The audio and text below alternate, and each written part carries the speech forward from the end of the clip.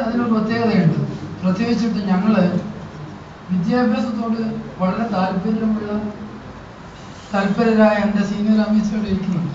Means ഈ സബ്ജക്റ്റിലേക്ക് ഞാനിത് ഒരു ചെറിയൊരു ചാട്ടുളി പോലെ എടുത്തിടുകയാണ്. SSLC എന്നാൽ സോഷ്യൽ സർവീസ് ലീഗ് ചെമ്മനാട് എന്നായിരുന്നു. SSLC പരവനാട് comminuted ക്ലബ്ബാണ്.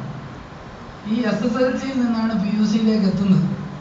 ഞങ്ങൾ SSLCയിലൂടെ വന്ന PUC ഇത് വിദ്യാഭ്യാസവുമായി വളരെ ബന്ധപ്പെട്ടുകൊണ്ടുള്ള ഞങ്ങളുടെ ഒരു പ്രത്യേക തരത്തിലുള്ള ഒരു അബ്രിവിയേറ്റഡ് ഫോമായിരുന്നത്. ഒന്ന് SSLCയും മറ്റൊന്ന് PUC. കുറച്ച് കാലം കഴിഞ്ഞ് ഞാൻ കുവൈറ്റിലേക്ക് പോയി വന്ന് ഒരുപക്ഷെ ആദ്യമായി VHS ഫോർമാറ്റിൽ ക്രിക്കറ്റ് റെക്കോർഡ് ചെയ്തത് പരവനടുക്കം ഗ്രൗണ്ടിലായിരിക്കും എന്നുള്ളതാണ് സത്യം. വീഡിയോ ഹോം സിസ്റ്റം ഫോർമാറ്റിൽ കേരളത്തിൽ എന്നല്ല ഒരുപക്ഷെ ഇന്ത്യയിൽ തന്നെ ക്രിക്കറ്റ് റെക്കോർഡ് ചെയ്തത് പരവനടുക്കം ഗ്രൗണ്ടിൽ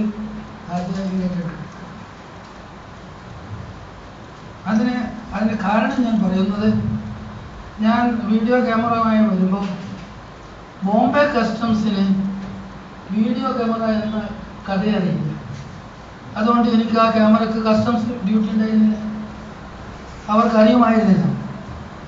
അതിന് ഞങ്ങൾ അന്ന് റെക്കോർഡ് ചെയ്തപ്പോൾ അന്ന് തടങ്കരയായിട്ടുള്ളൊരു ക്രിക്കറ്റ് മത്സരത്തിൽ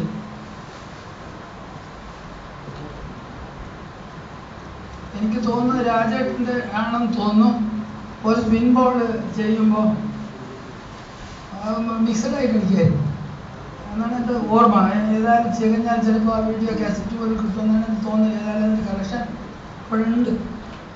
പക്ഷെ പൂപ്പൊക്കെ പിടിച്ചിട്ട് ഇനി അത് ഫ്ലാഷ് ഡ്രൈവിലൊക്കെ കൊണ്ടുവന്ന് എടുക്കേണ്ടിയിരിക്കും.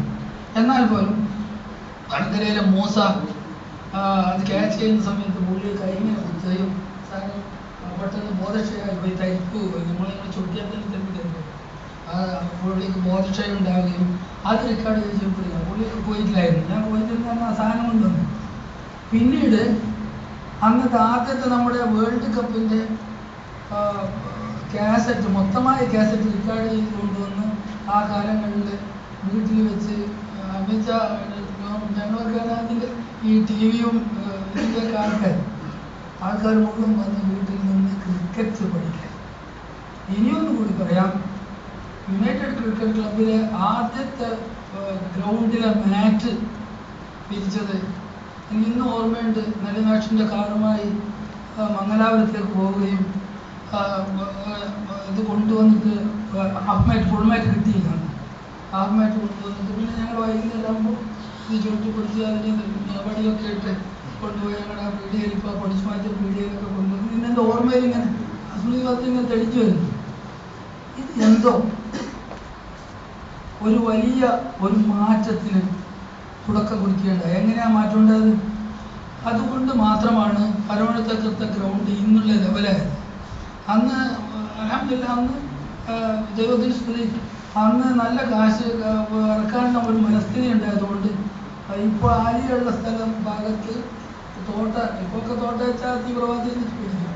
പക്ഷെ അന്നൊന്നും പ്രശ്നമില്ല. കുറ്റിയാടിയിൽ നിന്നും ഇവിടെ നിന്നൊക്കെ കോൺട്രാക്ട് നമ്മുടെ പിന്നെ ജസ്റ്റ് ലെവലിലൊക്കെ ചെയ്യുന്നിടത്ത് നിന്ന് തോട്ട കൊണ്ടുവന്നാലോ അല്ലെങ്കിൽ ഇത് കൊണ്ടുവന്നാലോ അത് പൊട്ടിച്ച് ഞങ്ങൾ ലെവലുണ്ടാക്കുന്ന ആ അവസ്ഥയാണ്. പിന്നീട് ഡിസ്ട്രിക്ട് സ്പോർട്സ് വന്നപ്പോൾ ആ സ്പോർട്സ് ഒരു ഏഷ്യാഡ് പോലെ ഉണ്ടാക്കുകയും പരവനടുക്കത്തിന് സുന്ദരമായ ഒരു ഗ്രൗണ്ട് ഉണ്ടാവുകയും ചെയ്തത് അതൊരു ചരിത്രം. അതിൻ്റെ തുടക്കം നമ്മുടെ ക്രിക്കറ്റും നമ്മുടെ ഈ നിലയിലുള്ള നീക്കങ്ങളും. അതുണ്ടായിരുന്നൊരു ഗുണം എന്ന് വെച്ചാൽ എല്ലാവരും യുണൈറ്റഡ് എന്നുള്ള പേര് തന്നെ എല്ലാവരും, രവിയാണെങ്കിലും ഗംഗനാണെങ്കിലും രാജേട്ടനാണെങ്കിലും എല്ലാവരും ഒത്തൊരുമയോടു കൂടിയുള്ള വൈകുന്നേരമായ സംഘടിക്കും, അവിടെ ഇരിക്കും. എന്നിട്ട് ക്രിക്കറ്റ് അത് ഹനീഫിനെ പോലുള്ള ഇപ്പോൾ ഉള്ള അവരുടെ മുമ്പിൽ ഇത് ഓരോ ആൾക്കാരെ പേരെടുത്ത് പറയും. ഇതൊരു വലിയൊരു പ്രസ്ഥാനമായി അതിൻ്റെ 25 ജൂബിലിയിലേക്ക് തികഞ്ഞു നോക്കിയാൽ ഒരുപാട് ഫോട്ടോഗ്രാഫികളും ഒരുപാട് വീഡിയോ ക്ലിപ്പുകളൊക്കെ കിട്ടിയെന്ന് തോന്നി. ഞാൻ അതിനനുസരിച്ച് അതിൻ്റെ ഷെയർ ചെയ്യുന്നത് എനിക്ക് അത്ര പിന്നെ ആരും ഇല്ലാത്തത് കൊണ്ടാണ്. ഇല്ലെങ്കിൽ അതും കൂടി ഞാൻ ഒരുപാട് കാര്യങ്ങളുണ്ട്. അപ്പോൾ SSLC-യും PUC-യിൽ നിന്ന് UCC ആയി ഒരുപാട് ആൾക്കാർ വന്നിട്ട് നമുക്ക് കളിച്ചിട്ടുണ്ട്. പിന്നെ AB ശംസിന്റെ മേഖല പോലുള്ള ആൾക്കാരൊക്കെ നമുക്ക് കാസർഗോഡ് നിന്നൊക്കെ വന്ന് കളിക്കുന്ന ആൾക്കാർ ഒരുപാട് മറ്റു ആൾക്കാരുകളൊക്കെ ഉണ്ടായിരുന്നു. ചന്ദ്രനൊക്കെ വന്ന് കളിക്കുമായിരുന്നു. അപ്പോൾ എനിക്ക് ആ ടീമിൽ അവരുടെ സ്കിപ്പറായിട്ടും അത് അംഗീകരിക്കാൻ ടെസ്റ്റ് ചെയ്യാനൊക്കെ ഭാഗ്യമുണ്ടായിട്ടുണ്ട്. പിൽക്കാലത്ത് അങ്ങനെ പോയി ആർട്സ് ആൻഡ് സ്പോർട്സ് ക്ലബ്ബൊക്കെ ആയിട്ട് മാറി. എന്തായാലും നിങ്ങളുടെ ഒരു ചെറിയ ചരിത്ര ലിഖിതങ്ങളിലേക്ക് ഞാൻ പോയപ്പോൾ ഏകദേശം ഇതിന് പൂർണ്ണമായ രൂപം അതിനകത്ത് കണ്ടു. അൽഹംദുലില്ലാ, ദൈവത്തിൻ്റെ സ്തുതി. ഇപ്പോൾ 25 എങ്കിൽ 25 ആവട്ടെ. അതിന് മുമ്പേ തുടങ്ങി വെച്ചത് ചിലത് തുടങ്ങി ഒരു 10 വർഷം കഴിയുമ്പോഴേക്കത് ഇല്ലാതായിട്ടു. ഇതങ്ങനെയെല്ലാം പടവുകൾ കയറിയിട്ട് ഒരുപാട് മുമ്പോട്ട് പോയൊരു ക്ലബ്ബാണ്. അപ്പോൾ അതിൻ്റേതായ ജൂബിലികൾ ഏത് രൂപത്തിലാണോ നടത്തേണ്ടത് ആ രൂപത്തിൽ തന്നെ നടത്തണമെന്നാണ് എൻ്റെ അഭിപ്രായം. ഒരുപാട് ആൾക്കാർ ഓരോ തലങ്ങളിലേക്ക് വളർന്നു കഴിഞ്ഞു. ഒരുപാട് വളർന്നു. കാണുന്നത് കളിയിലാണെങ്കിലും മറ്റു കാര്യങ്ങളിലാണെങ്കിലും ഗംഗേമന്മാരായിട്ട് വളർന്നിട്ടുണ്ട്. അവരുടെ സഹകരണം സാന്നിധ്യവും എല്ലാം ഉണ്ടായാൽ തീർച്ചയായിട്ടും ഈ ജൂബിലി വർഷം ഒരു വലിയ ആഘോഷ വർഷമായി നമുക്ക് കൊണ്ടാടാൻ സാധിക്കും. അതിൽ എൻ്റേതായ ഭാഗം അന്ന് പോലെ ഇന്നും ഇനിയും എപ്പോഴും ഉണ്ടാകുമെന്ന് മാത്രം പറഞ്ഞുകൊണ്ട്